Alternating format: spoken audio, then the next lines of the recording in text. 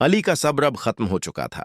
एक तरफ जहां आरा की जबरदस्ती की मंगनी थी और दूसरी तरफ आयजा की खामोशी। अली अंदर ही अंदर घट रहा था और मजीद बर्दाश्त नहीं कर सकता था।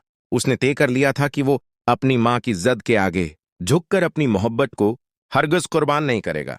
वो आयजा को मिलने का पैगाम भेजता है, लेकिन आयजा हालात के डर से मिलने से इनकार कर देती है। ये इनकार अली को और भी ज्यादा बेचैन कर देता है।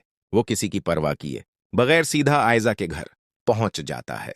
आयजा उसे देखकर दंग रह जाती है, लेकिन अली उसका हाथ मजबूती से थामता है और कहता है, आयजा, अगर तुम्हें मेरी मोहब्बत पर यकीन नहीं है तो मैं आज तुम्हें अपनी मोहब्बत का यकीन दिलाऊंगा। बहुत हो गया तमाशा, मैं मजीद एक पल इंतजार नहीं कर सकता। अली उसे घर से बाहर ले जाता है और सीधा कोर्ट पहुंचता है। वहां ले जाकर बगैर किसी की परवाह किए वो आयजा से निकाह कर लेता है।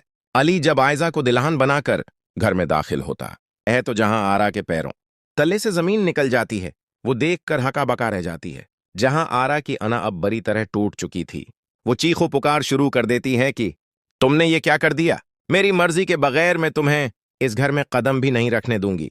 घर का माहौल एक पल में जहन्नम बन जाता है।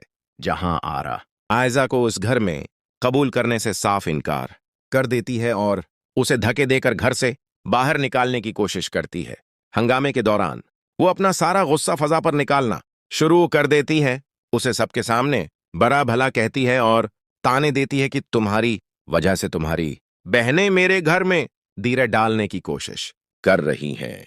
फदा, जो पहले कुछ देर खामोश रहती है, फिर खामोश नहीं रहती। वो जानती है कि जहां आरा का बस एक ही मकसद है कि किसी न किसी तरह अपना रौब मुझ पर झाड़ना।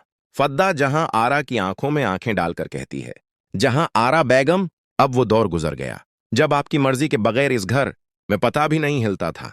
अली ने जो किया अपनी मोहब्बत के लिए किया, आपको मानना ही पड़ेगा।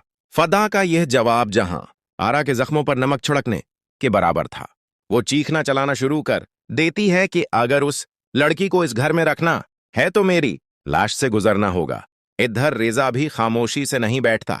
वो जहां आरा से कहता है कि अगर आपने इस घर का सुकून बर्बाद कर दिया और आयजा को कबूल न किया तो हम भी ये घर छोड़कर चले जाएंगे। रिदा के उस अल्टीमेटम से जहां आरा को तन्हाई का डर सताने लगता है। वो देखती है कि उसके बेटे उसके खिलाफ हो गए हैं। जहां आरा इतनी आसानी से हार मानने वलुओं में से नहीं थी, वो आयजा को घर में एक लम्हा भी चैन से नहीं रहने देती। वो घर के सारे कामकाज का बोझ आयजा पर डाल देती है और हर वक्त उसकी गलतियां निकालती है। इज्जा इस वक्त बहुत परेशान है, लेकिन हर कदम पर उसके साथ अली खड़ा है। वो अपनी मां को साफ साफ बता देता है, आयजा मेरी बीवी है और उसे इज्जत देना आपकी जिम्मेदारी है। अगर आपने उसके साथ बदतमीजी की तो मैं खामोश नहीं रहूंगा।